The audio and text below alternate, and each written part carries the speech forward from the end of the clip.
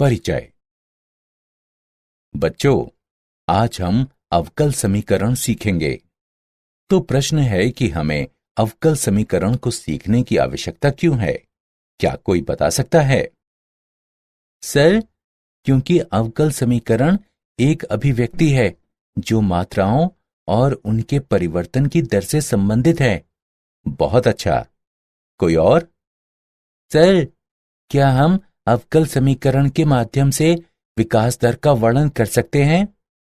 हाँ, और एक अवकलन समीकरण का हल केवल एक संख्या नहीं है, अपितु एक फलन भी है। क्या ये दिलचस्प नहीं है? चलो अब शुरू करते हैं। इस पाठ में आप जानेंगे कि अवकलन समीकरण को कैसे हल करते हैं। उद्देश्य। इस पाठ के अंत में आप निम्न करने में सक्षम हो जाएंगे। अवकल समीकरण की कोटि और घात ज्ञात करना। अवकल समीकरण के व्यापक और विशिष्ट हल ज्ञात करना। दिए हुए व्यापक हल वाले अवकल समीकरण का निर्माण करना। पृथक्करण चर विधि द्वारा अवकल समीकरण द्वारा हल निकालना। समघातीय अवकल समीकरण को हल करना और रैखिक अवकल समीकरण को हल करना। आधारभूत संकल्पनाएं। एक समीकरण जिसमें स्वतंत्र चर, आश्रित चर एवं उनके अवकलज सम्मिलित होते हैं, एक अवकलन समीकरण कहलाता है। एक ऐसा अवकलन समीकरण जिसमें केवल एक स्वतंत्र चर सम्मिलित होता है, सामान्य अवकल समीकरण कहलाता है। उदाहरण के लिए dy बटा dx minus x log x बराबर 0। अवकल समीकरण की कोटि। अवकलन समीकरण की कोटि अवकल समीकरण में उपस्थित उच्चतम अवकलज होती है। उदाहरण के लिए 1 बटा x गुणा d2y बटा dx वर्ग बराबर e की घात x एक अवकल समीकरण है। उच्चतम कोटि वाले अवकलज अर्थात d2y बटा dx वर्ग की कोटि 2 होती है। अवकल समीकरण की डिग्री यानी घात। अवकल समीकरण में उपस्थित उच्चतम कोटि के अवकलज की उच्चतम घात उस अवकलज समीकरण की घात कहलाती है। उदाहरण के लिए 1 बटा x गुणा d2y बटा dx वर्ग बराबर e की घात x एक अवकल समीकरण है। इसे इस रूप में भी लिखा जा सकता है। 1 बटा x गुणा d2y बटा dx वर्ग संपूर्ण घात 1 बराबर e की घात x, अर्थात उच्चतम कोटि के अवकलज की घात 1 है।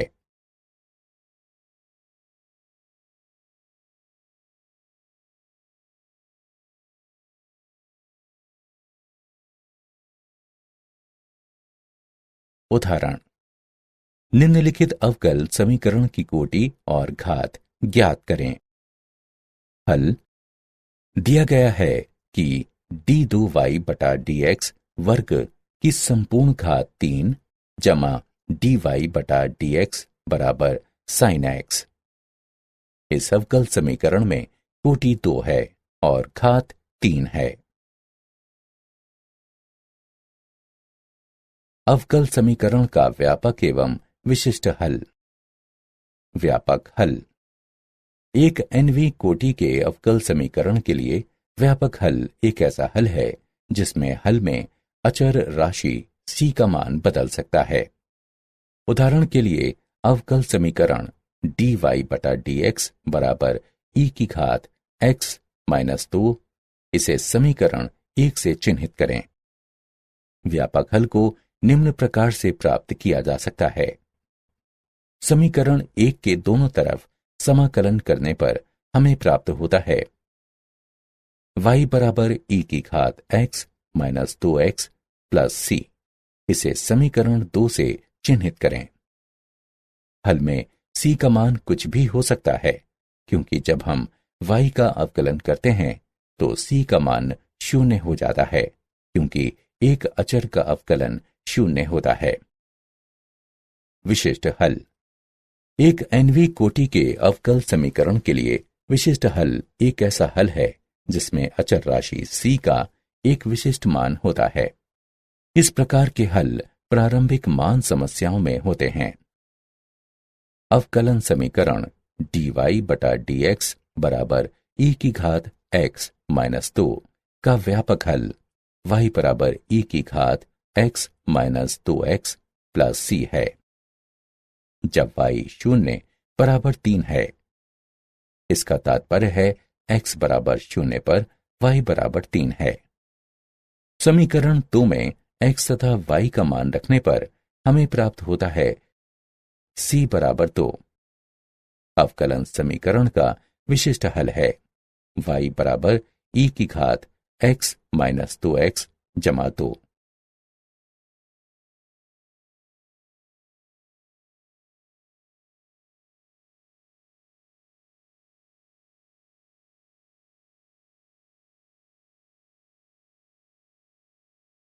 उदाहरण।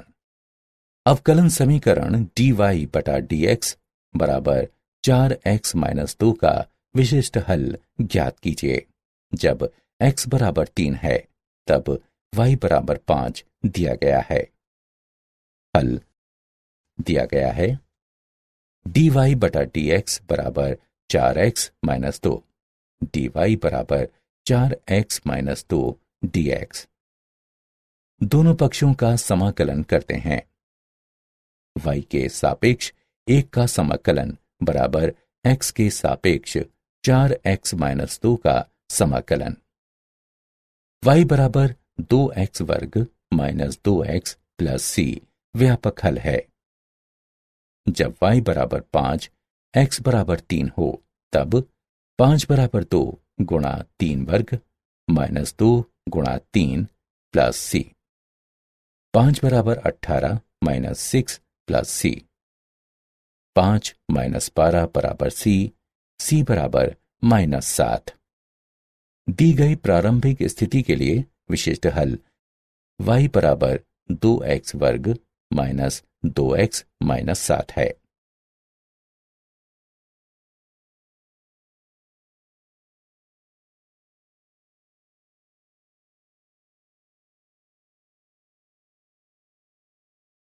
दिए हुए व्यापक हल वाले अवकल समीकरण का निर्माण। स्वेच्छ अचर युक्त तथा xy में एक दिए गए समीकरण से एक अवकलन समीकरण का निर्माण करने के लिए दिए गए समीकरण को x के सापेक्ष निरंतर उतनी बार अवकलित किया जाता है जब तक एक स्वेच्छ अचर न आ जाए। इन समीकरणों का उपयोग स्वेच्छ अचर को हटाने के लिए किया जाता है। स्वेच्छ अचर को हटाने से प्राप्त समीकरण को वांछनीय अवकलन समीकरण कहा जाता है।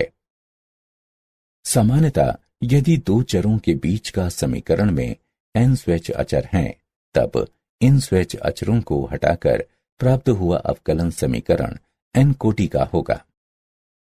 महत्वपूर्ण बिंदु। एक रेखा का समीकरण y बराबर mx प्लस c है, जहां m और c स्वेच्छ अचर हैं। 2 मूल से होकर गुजरने वाली एक रेखा का समीकरण y बराबर mx होता है, जहां m एक स्वेच्छ अचर है।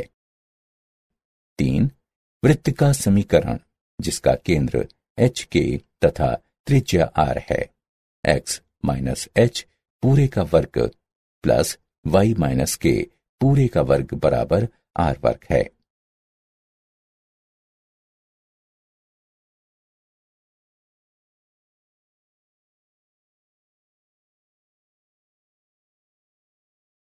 उदाहरण। वक्र कुल का अवकलन समीकरण ज्ञात कीजिए। y बराबर m cos 6x plus n sin 6x, जहां m n स्वेच्छ अचर हैं। हल दिया है y बराबर m cos 6x plus n sin 6x। इसे समीकरण 1 से चिन्हित करें।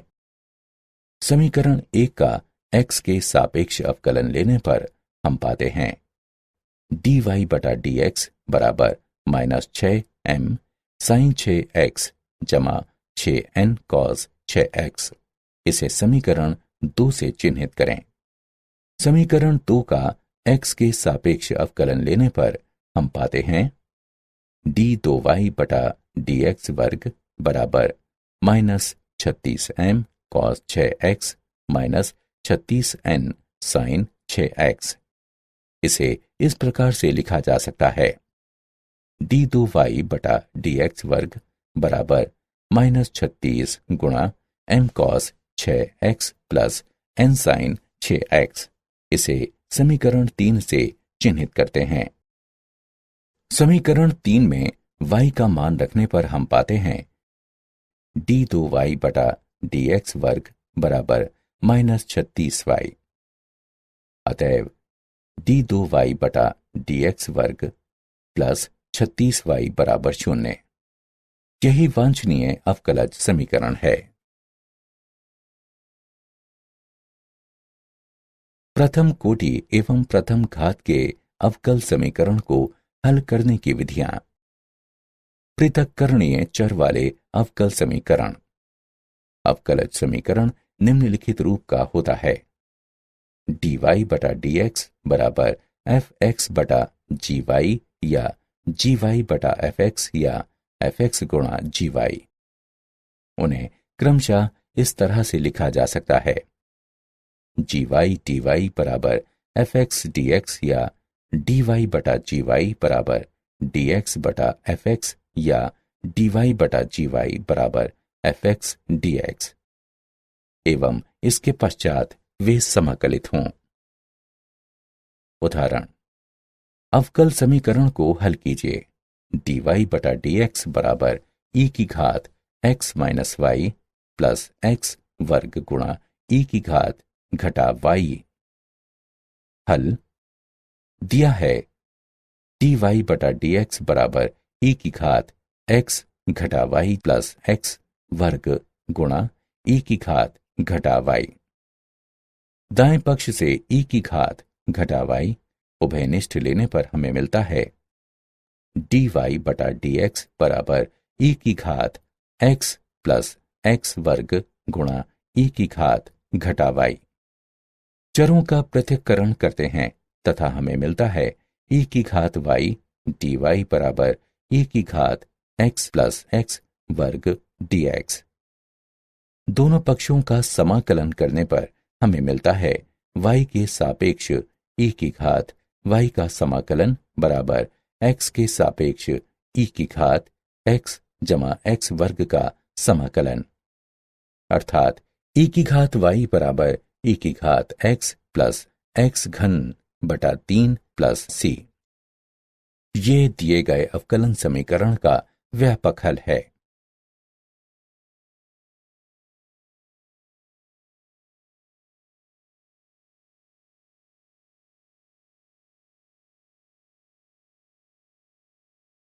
समघातीय अवकलन समीकरण।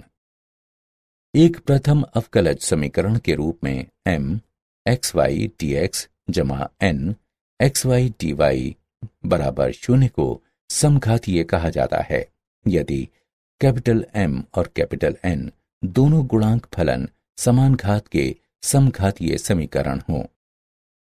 हल विधि। प्रतिस्थापन y बराबर vx या x बराबर uy का उपयोग करते हैं। प्रतिस्थापन के बाद परिणामी समीकरण पृथक्करणीय समीकरण होता है।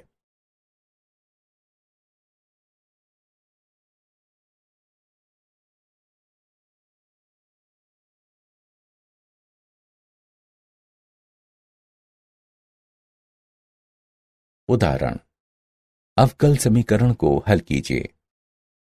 dy बटा dx बराबर x वर्ग y बटा x घन जमा y घन। हल दिया है dy बटा dx बराबर x वर्ग y बटा x घन जमा y घन। इसे समीकरण 1 नाम दीजिए। ये एक समघातीय अवकलन समीकरण है। हम y बराबर vx रखेंगे। x के सापेक्ष दोनों तरफ अवकलन करने पर dy बटा dx बराबर x गुणा dv बटा dx जमा v। अतएव समीकरण 1 को इस प्रकार लिखा जा सकता है, v जमा x गुणा dv बटा dx बराबर vx घन बटा x घन जमा v घन गुणा x घन, v जमा x गुणा dv बटा dx बराबर v बटा 1 जमा v घन, x dv बटा dx बराबर v बटा 1 जमा v घन घटा v, जो बराबर होगा v घटा v की घात 4 बटा 1 जमा v घन के।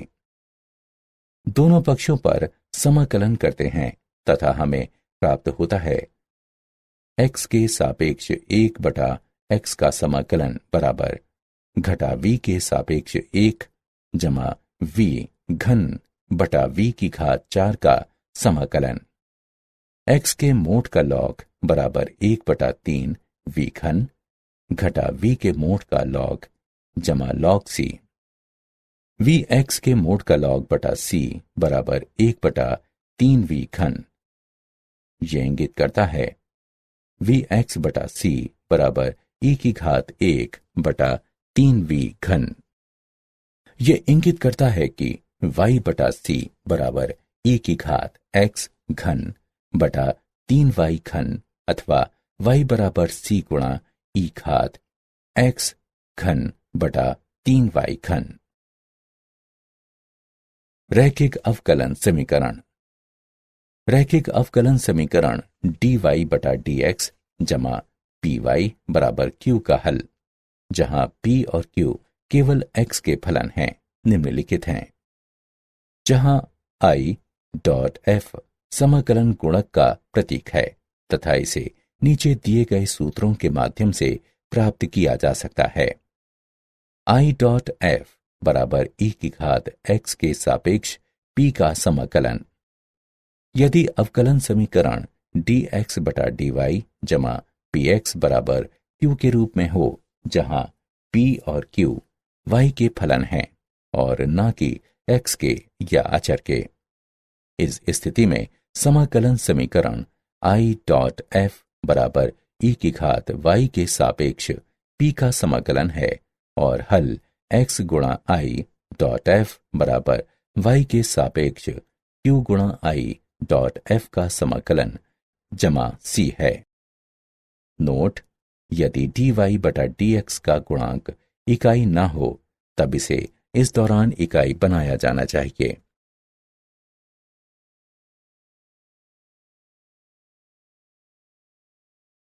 उदाहरण: अवकलन समीकरण को हल कीजिए। हल दिया गया है dy बटा dx जमा 3x वर्ग y बराबर 6x वर्ग। इसे समीकरण 1 से चिन्हित करें। px बराबर 3x वर्ग और qx बराबर 6x वर्ग के साथ दिया हुआ समीकरण रैखिक है। समाकलन गुणक को इस प्रकार प्राप्त किया जा सकता है, i डॉट f बराबर e की घात x के सापेक्ष 3x वर्ग का समाकलन, जो कि बराबर है e की घात x घन के। समीकरण 1 को समाकलन गुणक से गुणा करने पर हमें मिलता है e की घात x घन गुणा dy बटा dx जमा 3x वर्ग गुणा e की घात x घन गुणा y बराबर 6x वर्ग गुणा e की घात x घन, अथवा d बटा dx गुणा e की घात x घन गुणा y बराबर 6x वर्ग गुणा e की घात x घन। दोनों पक्षों का समाकलन करने पर हमारे पास है e की घात x घन गुणा y बराबर x के सापेक्ष 6x वर्ग गुणा e की घात x घन का समाकलन बराबर 2 गुणा e की घात x घन जमा c। y के लिए हल करने पर हमें मिलता है y बराबर 2 जमा c गुणा ई की घात घटा एक्स घन। क्या आप जानते हैं, गोटफ्रीड विल्हेम लेबनीज ने चर पृथक्करण की विधि दी। उन्होंने रैखिक अवकलन समीकरण का हल भी प्रदान किया।